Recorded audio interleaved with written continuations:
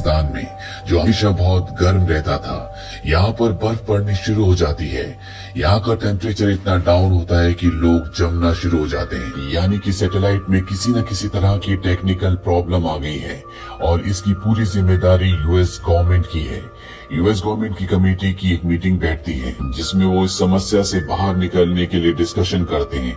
लेकिन ये satellite Jack ने बनाई है और वही इसे ठीक कर सकता है। उसके अलावा इस सैटेलाइट के बारे में किसी को भी डिटेल नॉलेज नहीं है।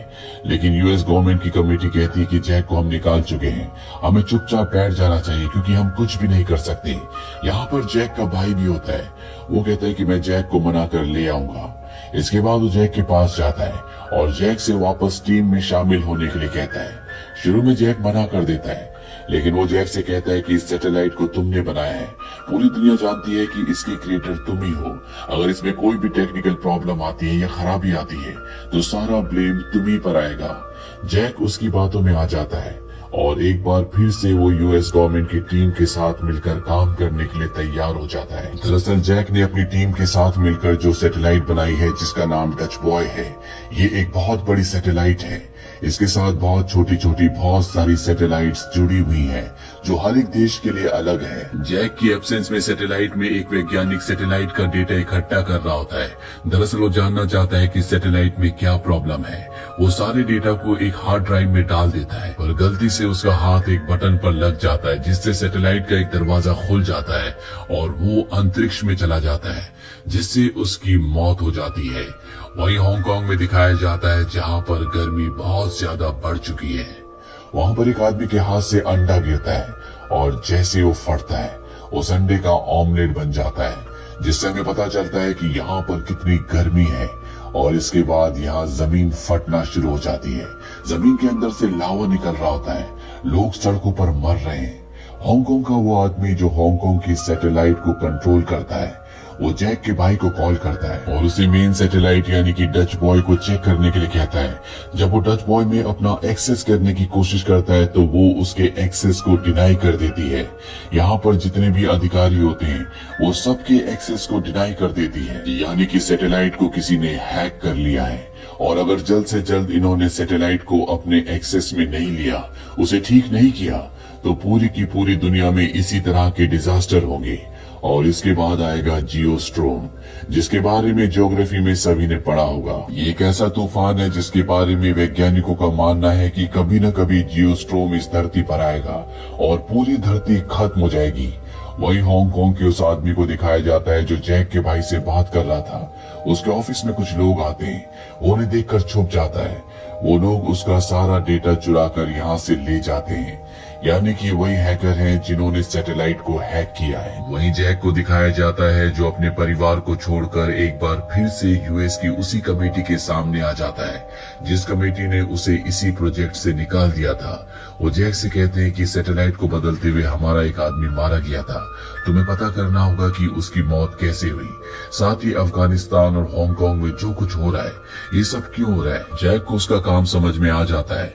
इसके बाद जैक हर एक देश की अलग अलग सैटेलाइट को चेक करना शुरू कर देता है। हर एक सैटेलाइट पूरी तरह से ठीक होती है, पर यहाँ पर जैक को पता चलता है कि जो मेन सैटेलाइट है उसे जानबूझकर इस तरह से कंट्रोल किया गया है कि अफगानिस्तान में ठंड बढ़ जाए और हांगकांग में गर्मी। लेकिन जैक को अभी कुछ समझ में नहीं आ रहा होता कि ये सब कैसे हो रहा है। वहीं हांगकांग का वो आदमी जिसके ऑफिस से कुछ लोगों ने डेटा चुराया था, वो जैक के भाई को कॉल करता है और कहता है कि मैं तुम्हें न्यूयॉर्क में मिलूंगा, मैं तुम्हें कुछ जरूरी इन्फॉर्मेशन देना चाहता हूँ। जैक का भाई अपने एक साथी के साथ न्यूयॉर्क पहुंच जाता है। वो आदमी जैक के भाई से मिलने के लिए उसकी तरफ बढ़ रहा होता है, तभी कोई जानबूझकर उसे गाड़ी के आगे धक्का दे देता है जिससे वो बुरी तरह जख्मी हो जाता है। जैक का भाई उस तक पहुंच जाता है। वो जैक के भाई को कुछ शब्द बोलता है जो कि वो शब्द होते हैं जिससे पता चल सकता है कि वो हैकर्स कौन है। इसके बाद उस आदमी की मृत्यु हो जाती है। वहीं दूसरी तरफ जैक को दिखाया जाता है जो अपनी टीम के साथ सैटेलाइट को ठीक करने की कोशिश कर रहा होता है, लेकिन उसे कुछ भी समझ नहीं आता। जैक को पता चलता है कि पिछली बार जब अफगानिस्तान की सैटेलाइट को रिपेयर करने की कोशिश की जा रही थी तो यहाँ पर एक वैज्ञानिक ने सैटेलाइट का डेटा हार्ड ड्राइव में कॉपी किया था, पर एक्सीडेंटली वो स्पेस में चला गया था। जैक उसे रिकवर कर लेता है और अब उसके पास हार्ड डिस्क है। हार्ड डिस्क को स्कैन करने के बाद उसे पता चलता है कि जो उनका सबसे बड़ा सैटेलाइट है, जिसका नाम डच बॉय है, उसके अंदर वायरस डाला गया है। साथ ही यहाँ पर सभी की लॉगिन आईडी को भी ब्लॉक कर दिया गया है। इसके अंदर इस तरह का वायरस डाला होता है कि जानबूझकर सैटेलाइट्स को एक कमांड दी जाए कि वो अलग अलग जगह के टेम्परेचर को या तो बहुत ज्यादा बढ़ा दे या पूरी तरह से कम कर दे। इसीलिए हांगकांग और अफगानिस्तान में ऐसा हुआ था। जैक को यहाँ पर यूएस प्रेसिडेंट पर शक होता है। वो अपने भाई से मिलता और उसे बताता है कि मुझे पता है कि इसके पीछे यूएस के प्रेसिडेंट हैं, क्योंकि वो चाहते हैं कि उनका देश सबसे ज्यादा शक्तिशाली हो जाए। इसीलिए वो सैटेलाइट को एक हथियार की तरह इस्तेमाल करके दूसरे देशों को तबाह कर रहा है। धीरे धीरे वो सभी देशों को तबाह कर देगा और इस दुनिया में सिर्फ वही लोग बचेंगे जो उसके आगे झुकेंगे, यानी कि वो अपने आप को, अपने देश को और सिर्फ उन लोगों को छोड़ेगा जो उसकी अधीनता को स्वीकार करेंगे। हालांकि जैक का भाई उसकी बात से कन्विंस्ड नहीं होता, लेकिन वो कहता है कि मैं इस बारे में पता करूंगा। इसके बाद जैक का भाई एक हैकर से मिलता है और जो इन्फॉर्मेशन हैकर उसे देता है, इससे जैक का भाई पूरी तरह से हैरान हो जाता है। दरअसल जैक पूरी तरह से ठीक था। वो इस सैटेलाइट को एक हथियार की तरह इस्तेमाल कर रहा है ताकि धीरे धीरे दूसरे देशों को तबाह करके कमजोर किया जा सके। जैक के भाई को समझ में आ जाता है कि इसके पीछे पॉलिटिकल हाथ है। वहीं जैक को सैटेलाइट का एक नोटिफिकेशन आता है, जिससे जैक को पता चलता है कि जो उनकी मास्टर सैटेलाइट है डच बॉय, अब वो किसी भी सैटेलाइट को कंट्रोल नहीं करती और धीरे धीरे पूरी धरती का वातावरण पूरी तरह से बदल जाएगा, जिससे पूरी दुनिया तबाह हो सकती है। जैक यहाँ पर प्लान बनाता है क्यों ना डच बॉय को दोबारा से रीसेट कर दिया जाए, पर इसके लिए उन्हें प्रेसिडेंट की एक्सेस की जरूरत होगी, यानी कि उनके बायोमेट्रिक्स के बिना इसे रीसेट नहीं किया जा सकता। और इस वक्त प्रेसिडेंट के बायोमेट्रिक्स इन्हें नहीं मिल सकते क्योंकि वो इंटरनेशनल मीटिंग्स के लिए बाहर गए होते हैं। जैक अपने भाई को ये बात बताता है। वो कहता है कि मुझे लगता है कि प्रेसिडेंट ने ये जानबूझकर किया है। अब उसके भाई को भी उस पर यकीन हो जाता है और वो प्रेसिडेंट की एक्टिविटीज पर नजर रखना शुरू कर देता है। जैक का भाई बहुत परेशान होता है, इसीलिए वो अपने सीनियर के पास जाता है और उससे कहता है कि दुनिया जल्दी खत्म होने वाली है। ये जो कुछ किया जा रहा है ये जानबूझकर किया जा रहा है। उसका सीनियर कहता है कि तुम्हें बात कैसे पता चली, और उसके मुंह से इस प्रोजेक्ट का नाम निकल जाता है। जैक का भाई समझ जाता है कि इसके पीछे यही सब लोग हैं। अब उस सीनियर ऑफिसर को भी पता चल चुका है कि जैक के भाई को सब कुछ पता चल गया है, इसीलिए वो उसे एक दूसरी जगह ले जाता है ताकि उसे मार सके। जैक का भाई ये बात समझ गया होता है, इसीलिए एक रूम में जाकर अंदर से दरवाजा बंद कर लेता है और तब तक वहीं रहता है जब तक उसका सीनियर वहाँ से चला नहीं जाता। इसके बाद जैक का भाई एक लड़की के पास जाता है जो प्रेसिडेंट की सिक्योरिटी गार्ड होने के साथ साथ एक एजेंट भी होती है।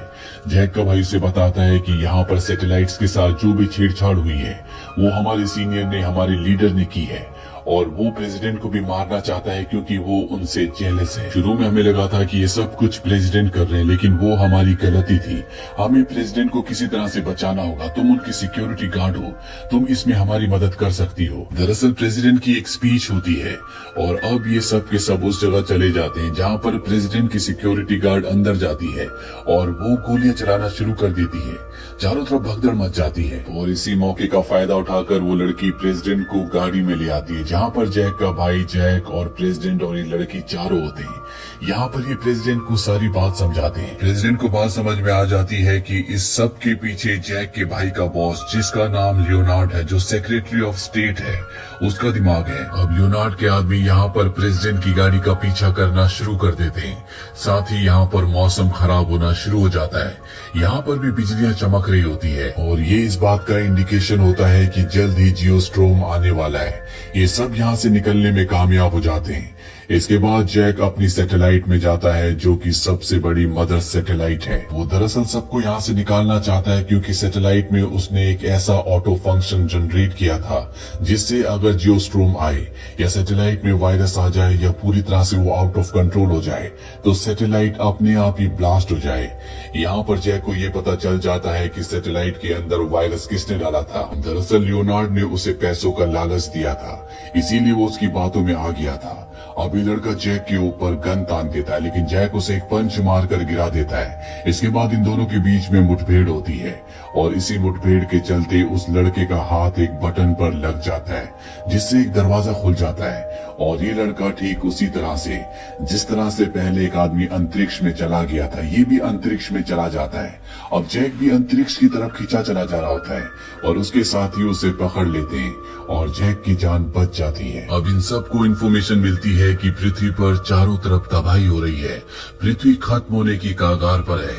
जैक के साथी बोलते हैं कि हम सबको पृथ्वी पर जाकर अपने लोगों को बचाना होगा, यहाँ से हम कुछ भी कंट्रोल नहीं कर सकते। जैक कहता है तुम सब जाओ, मैं यहीं पर रहकर इस सैटेलाइट को ठीक करने की कोशिश करूंगा। उसके सभी साथी यहाँ से चले जाते हैं। वहीं पृथ्वी पर दिखाया जाता है कि लियोनार्ड, जिसने इस पूरी सैटेलाइट के अंदर वायरस डलवाया था, उसे वो एजेंट पकड़ लेती है जो प्रेसिडेंट की सिक्योरिटी भी है। प्रेसिडेंट लियोनार्ड से पूछता है कि तुमने ऐसा क्यों किया। दरअसल लियोनार्ड उसका खास आदमी था। लियोनार्ड कहता है क्योंकि मैं प्रेसिडेंट बनना चाहता था, तुम प्रेसिडेंट की कुर्सी को डिजर्व नहीं करते। प्रेसिडेंट कहता है कि इसे मेरे सामने से दूर ले जाओ। लियोनार्ड को अब अरेस्ट कर लिया गया है। इसके बाद प्रेसिडेंट को उस जगह ले जाया जाता है जहां पर डच बॉय सैटेलाइट का पूरा रीसेट रिस्टार्ट करने का फंक्शन है। प्रेसिडेंट अपनी बायोमेट्रिक एक्सेस से एक बार फिर से सैटेलाइट को रीसेट कर देते हैं और इस जगह से चले जाते हैं। और जैक ने जब इस सैटेलाइट को बनाया था तो उसने इसके अंदर एक खास फंक्शन को डाला था, जिसके मुताबिक अगर कभी भी इस सैटेलाइट को किसी भी खतरे का आभास हुआ तो ये अपने आप ही ब्लास्ट हो जाएगी। और अब ये उस मोड में जा चुकी होती है और अगले 8 मिनट्स के अंदर ही ब्लास्ट होने वाली है। वहीं सैटेलाइट इन्हें अलर्ट भी देती है कि 4 मिनट में धरती पर जियोस्ट्रोम शुरू हो जाएगा, यानी कि इन्हें जल्द से जल्द इस जगह से निकलना होगा। कुछ ही मिनट्स के बाद दिखाया जाता है कि धरती पर जियोस्ट्रोम शुरू हो जाता है और अब जैक और उसके साथी जो अभी भी सैटेलाइट के अंदर है, जिसका नाम डच बॉय है, वो यहाँ से किसी भी तरह से निकलना चाहते हैं। वो एक कैप्सूल में बैठकर उस सैटेलाइट से निकल जाते हैं और उनके निकलने के बाद सैटेलाइट ब्लास्ट हो जाती है। जैक और उसके साथी सुरक्षित तरीके से धरती पर लैंड कर जाते हैं। इन दोनों की जान बच जाती है। सैटेलाइट अब ब्लास्ट हो चुकी है, इसीलिए धरती पर जितने भी तूफान होते हैं सब बंद हो गए होते हैं, क्योंकि सब उसी मशीन, उसी सैटेलाइट की वजह से हो रहे थे। इस घटना के 6 महीने बाद दिखाया जाता है कि जैक को एक बार फिर से उसका सम्मान, उसकी पोजीशन वापस मिल गई है। जिस तरह से पहले वो डच बॉय का हेड इंजीनियर था, एक बार फिर से वो हेड इंजीनियर बन चुका है और अब इस पूरे प्रोजेक्ट को यूएस कंट्रोल नहीं करता, बल्कि इसे इंटरनेशनल कमेटी कंट्रोल करती है। जैक का भाई जो पहले उसके खिलाफ था, अब वो भी उसके साथ हो चुका है। जैक का किरदार हमें सिखाता है कि इंसान के अंदर अगर धैर्य, ईमानदारी और अपने काम के प्रति लगन हो तो उसे इस दुनिया में कोई भी रोक नहीं सकता। ऐसे इंसान न सिर्फ जीवन में तरक्की करते हैं, बल्कि वो दुनिया की भलाई भी करते हैं। तो ये थी पूरी कहानी फिल्म जियोस्ट्रोम की। ये मूवी सन 2017 में रिलीज हुई थी और इसमें जो कहानी दिखाई गई है वो अपने वक्त से 2 साल आगे की कहानी है। इस मूवी को IMDb पर 5.3 की रेटिंग मिली है।